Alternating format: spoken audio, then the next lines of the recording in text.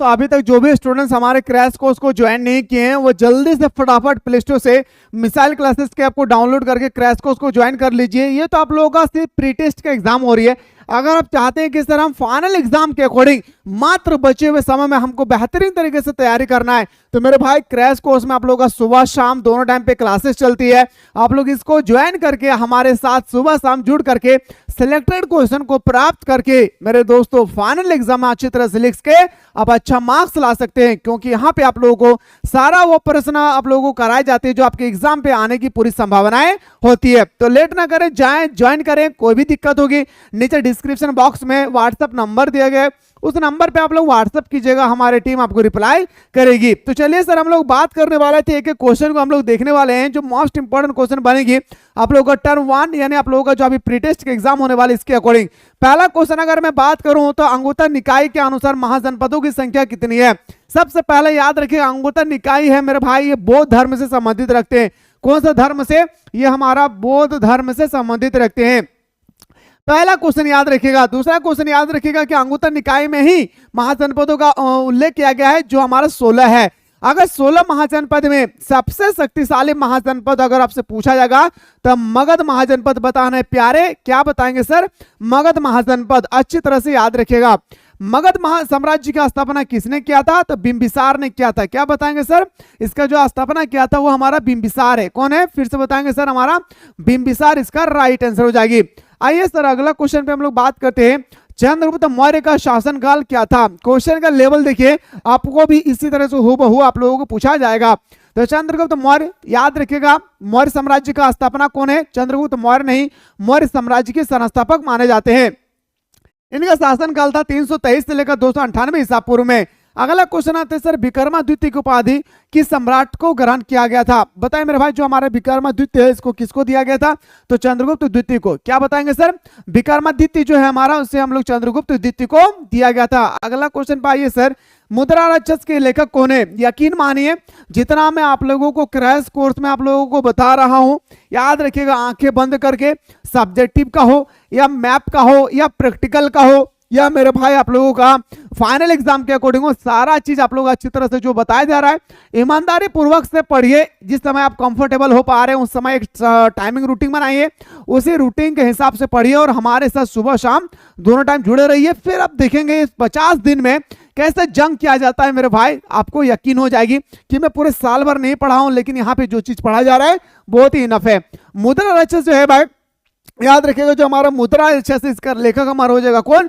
तो बताएंगे सर विशाखा दत्त। क्या बताएंगे सर? मुद्रा राक्षस के लेखक हमारा विशाखा दत्त होती है। मौर्य साम्राज्य की प्रथम शासक कौन था? याद रखिएगा मौर्य साम्राज्य के प्रथम शासक, मौर्य साम्राज्य के संस्थापक अगर आपसे पूछा जाएगा तो बताएंगे प्यारे क्या सर? चंद्रगुप्त मौर्य। क्या बताएंगे सर? चंद्रगुप्त मौर्य हमारा सही उत्तर हो जाएगी। अगला क्वेश्चन है सर, वेदों की संख्या कितनी है?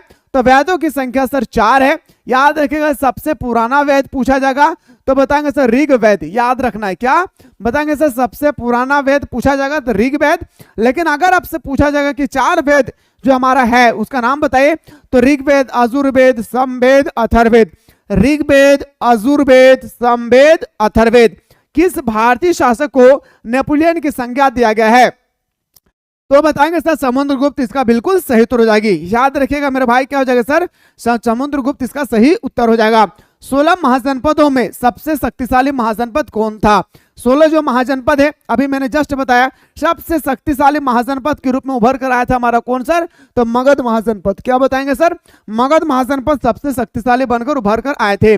किस शिलालेख में अशोक के कलिंग विजय का उल्लेख किया गया है? तो बताएंगे सर 13वां शिलालेख में। सारा क्वेश्चन बहुत इंपॉर्टेंट है, एक एक क्वेश्चन को देखना है। कनिष्क का राजरोहण तिथि है, जो कनिष्क थे भाई याद रखिएगा जिनका राजरोहण हुई थी ना वो हुआ था हमारा कब? तो बताएंगे सर 88। याद रखिएगा मेरे भाई 11 का जो हमारा राइट आंसर होगा, सॉरी याद रखिएगा हमारा क्या जो है 78 ईस्वी में। क्या बताएंगे सर? 78 ईस्वी में। धम्म महामात्रों की किसने नियुक्ति किया था? जो हमारा धम्म महामात्र है ये अशोक ने किया था। किसने किया था भाई? जहां भी धम्म शब्द का प्रयोग करे समझ जाइएगा मेरे भाई, क्या बताएंगे सर, वो हमारा अशोक से जुड़ा हुआ है। अगला क्वेश्चन बताएं सर, अशोक किस वंश का शासक था? बहुत ही इंपॉर्टेंट क्वेश्चन है, जो क्वेश्चन नंबर 13 आप लोग देख रहे हैं ना, बहुत ही क्वेश्चन इंपॉर्टेंट है भाई। तो अशोक हमारा याद रखिएगा मौर्य वंश से जुड़ा हुआ था। जो हमारा अशोक है भाई, ये कौन वंश से जुड़ा हुआ है? तो बताएंगे सर मौर्य वंश से। भारतीय इतिहास का कौन सा काल स्वर्ण काल के नाम से जाना जाता है?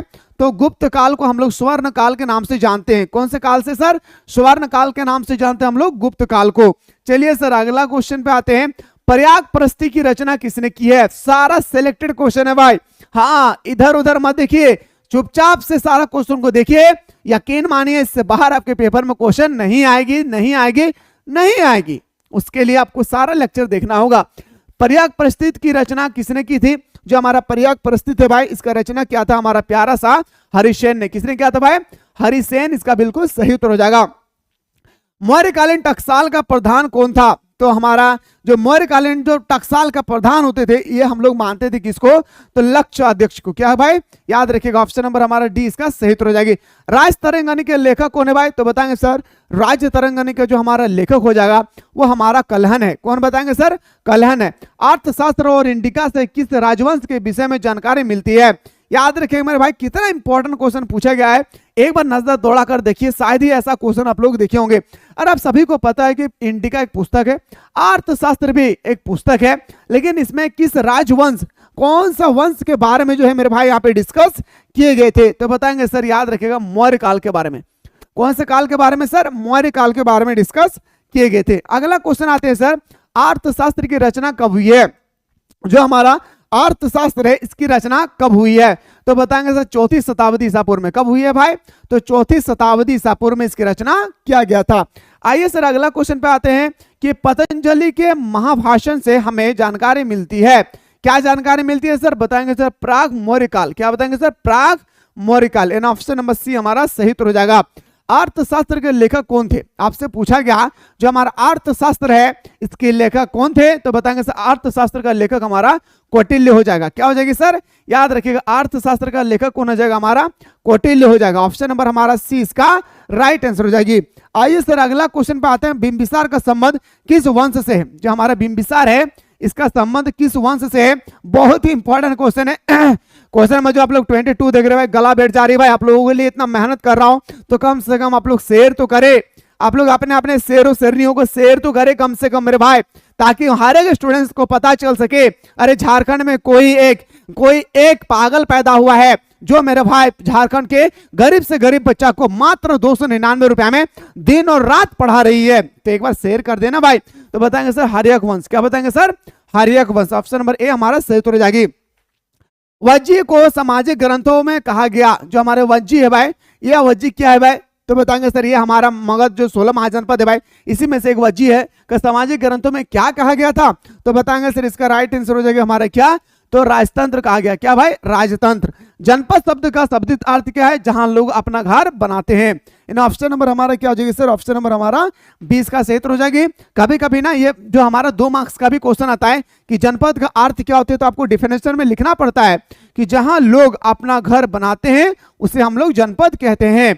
पंच चिन्ह वाले सिक्के बने होते हैं। जो हमारा पंच चिन्ह है भाई, ये जो सिक्के होती है ना भाई, वो किससे बना होता है? तो बताएंगे सर हमारा डी इसका राइट आंसर हो जाएगी, चांदी और तांबे का। अशोक द्वारा प्रचलित बौद्ध धर्म कहाँ प्रचलित नहीं हुआ है? तो अशोक ने सबसे पहले जो किया था वो हमारा श्रीलंका में, लेकिन मेरे भाई ब्रिटेन ने उन्होंने प्रचार नहीं कर पाया था। अशोक ने जो हमारा बौद्ध धर्म है इसका प्रचार जो है इंग्लैंड में नहीं कर पाए थे। लेकिन अगर आपसे पूछा जाएगा कि सबसे पहले कहां पे किया था, तो बताएंगे सर सबसे पहले हमारा ब्रिटेन में किया था, सॉरी हमारा श्रीलंका में किया था। ठीक है, आइए सर अगला क्वेश्चन में बात करते हैं कि पाटलिपुत्र नगर की स्थापना किसने किया है? पाटलिपुत्र नगर की स्थापना उदयन ने किया था। किसने किया था भाई? तो बताएंगे सर उदयन ने किया था। अब अगला जो क्वेश्चन आपके सामने 28 है, पूछा गया 28 में कि थोड़ा सा बताइए मेरे भाई, जो हमारा इंडिका पुस्तक है इसकी रचना किसने किया था? तो मेगास्थनीज। भूलिए नहीं भाई, ठीक है, मेगास्थनीज ने इंडिका की पुस्तक की रचना किए थे।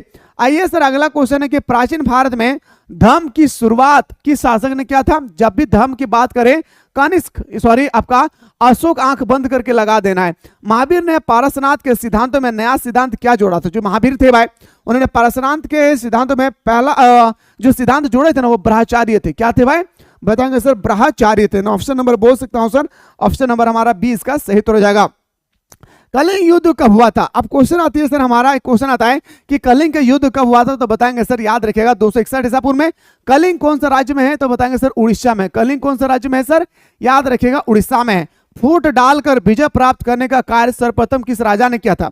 जो फूट डालकर विजय प्राप्त करने के जो कार्य किया था ना, वो सबसे पहले हमारा अजात शत्रु ने किया था। तू हंस, तू मुस्कुरा, तू रोना कम कर दे, तू जिंदा है, तू जिंदगी के नाक में दम कर दे। मां तेरे पसीने की हर एक बूंद को मैं मोती सा चमकाऊंगा, तू सपने बड़े देखना, मैं पूरा करके दिखलाऊंगा। उम्मीद लगा है भाई हम सभी से, हमारे पेरेंट्स, हमारे माता पिता, हमारे पूरे परिवार उम्मीद लगाए हुए हैं कि इस बार हमारा बेटा अच्छा मार्क्स लाएंगे और हमारा सर गांव में ऊंचा करेंगे। अगर आप चाहते हैं ना कि रिजल्ट का दिन हमारे माँ बाप का सर झुका रहे, तो बेशक मत पढ़िए। अगर आप चाहते हैं कि उस दिन हमारा माता पिता का गांव में सबसे ऊंचा सिर होना चाहिए, तो मेरे दोस्तों बचे हुए जो समय है सर झुका के पढ़ लीजिए। यकीन मानिए किताबों में झुका हुआ सर हमेशा बुलंद होती है, इसलिए हमेशा सर को बुलंद रखने के लिए आप इस सर को झुका लीजिए। ठीक है, आइए सर अगला क्वेश्चन बात करते हैं। जीवक वैद्य किस वंश के काल में था? जो हमारा जीवक वैद्य है वो किस काल में था? तो बताएंगे सर हमारा हर्यक वंश में। कौन सा? हर्यक वंश में। अपने स्वयं के खर्च से सुदर्शन झील की मरम्मत किसने कराई थी? सबसे पहले तो सुदर्शन झील जो है हमारा, इसका मरम्मत क्या था किसने? तो रुद्र दमन ने। किसने? रुद्र दमन ने। ऑप्शन नंबर सी हमारा राइट आंसर हो जाएगी। पाटलिपुत्र नगर की स्थापना उदयन ने किस नदी के संगम पर किया था? सबसे पहला तो एक क्वेश्चन याद रखिएगा गुरुजी, क्या कि पाटलिपुत्र की नगर की स्थापना किसने करवाया था? तो चिल्ला चिल्ला के बताएं अभी जस्ट मैंने, उदयन ने। कौन सा नदी के किनारे? गंगा नदी, पुनपुन नदी, सोन नदी, यानी ऑप्शन नंबर हमारा डी इसका राइट आंसर हो जाएगी। समस्त भारत की नहीं, समस्त भारत ही नहीं, एशिया एवं यूरोप में सर्वप्रथम हुनों को परास्त करने का श्रेय किस शासक को जाता है? तो हमारे जो 36 भाई ये शासक का एकमात्र नाम था हमारा स्कंदगुप्त। क्या नाम था प्यारे? स्कंदगुप्त इसका बिल्कुल सही उत्तर हो जाएगी। यूरोप का समुद्रगुप्त कौन था? याद रखिएगा नेपोलियन। याद रखिएगा मेरे भाई, यूरोप का जो समुद्रगुप्त होती है जिसका नाम होता है क्या? नेपोलियन। क्या नाम होता है भाई? नेपोलियन। किसके अभिलेख में भूमिदान का उल्लेख मिलता है? आपसे 38 पूछा गया कि किसके, जो हमारा याद रखिएगा, किसके अभिलेख में भूमिदान का उल्लेख मिलता है? समुद्रगुप्त का। किसके प्यारे? समुद्रगुप्त को। याद रखिएगा समुद्रगुप्त को भारत का, बोलिए ना, नेपोलियन कहा जाता है। याद रखिएगा, याद रखना है मेरे भाई, समुद्रगुप्त को भारत का नेपोलियन कहा जाता है। अगला क्वेश्चन है सर, भूमि अनुदान से संबंधित प्रथम अभिलेखीय प्रमाण किसका है? आपसे 39 पूछा गया है, तो बताएंगे सर इसका राइट आंसर हो जाएगा सातवाहन काल। कौन सा काल भाई? सातवाहन काल। 510 ईस्वी में सती प्रथा के साक्ष्य वाला प्रथम अभिलेख कहां मिला है? तो सागर एरन अभिलेख में। कौन से अभिलेख में भाई? तो एरन अभिलेख में। अगला क्वेश्चन है सर, अशोक ने महेंद्र और संघमित्रा को बौद्ध धर्म के प्रचार के लिए कहां भेजे थे? तो महेंद्र और जो हमारा संघमित्रा है भाई, महेंद्र और जो हमारा संघमित्रा है, महेंद्र और संघमित्रा को सबसे पहले प्रचार के लिए भेजा था कहां? श्रीलंका भेजा था। लेकिन एक जगह नहीं भेज पाए थे जिसका नाम था हमारा ब्रिटेन। यह क्वेश्चन आपको ध्यान से देखना है भाई कि किस विद्वान ने मात्र अभिलेखों के आधार पर अशोक का इतिहास लिखने का सल्याद प्रयास किया था? तो याद रखिएगा मेरे भाई, इसका जो राइट आंसर हो जाएगी, याद रखिएगा स्मिथ होगा, Vincent Smith. And option number A हमारा राइट आंसर हो जाएगा। मौर्य कला का निम्न में से कौन सर्वाधिक महत्वपूर्ण नमूना है? जो हमारा 43 है, ये आप लोगों से एक नमूना के बारे में पूछ रहा है, तो बताएंगे सर स्तंभ है। क्या भाई? स्तंभ। अच्छा लगे तो बताइए कि सर हाँ हम लोगों को सब्जेक्टिव क्वेश्चन भी करवाइए। देखिए भाई, ये हमें तब मोटिवेट मिलती है ना, हम कब वीडियो लेकर आते हैं पता है? मैं कब आप लोगों के लिए मोस्ट इंपॉर्टेंट क्वेश्चन लेकर आता हूं पता है? जब आप लोग कमेंट करते हैं। इसलिए मैं कहता हूं कि आप लोग शेयर और कमेंट कराना बोले।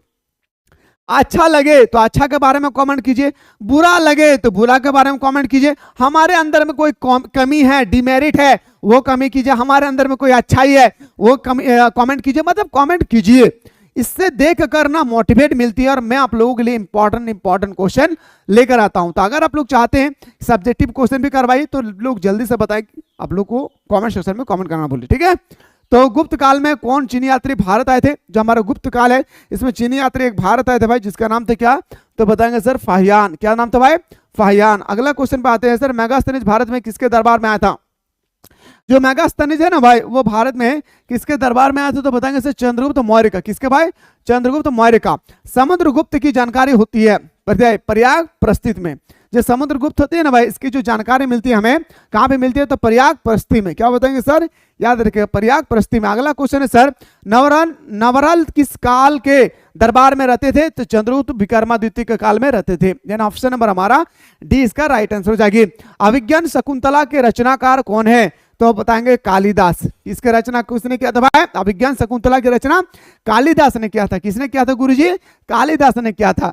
आइए सर अगला क्वेश्चन में बात करते हैं, प्राचीन भारत में अभिलेख की शुरुआत की शासनकाल की शासक ने की थी? जो प्राचीन भारत है ना भाई उसमें अभिलेख की शुरुआत कौन से शासक के समय हुआ था? तो 49 आपसे पूछा गया तो बताएंगे अशोक के। इसका भाई अशोक हमारा राइट आंसर हो जाएगी।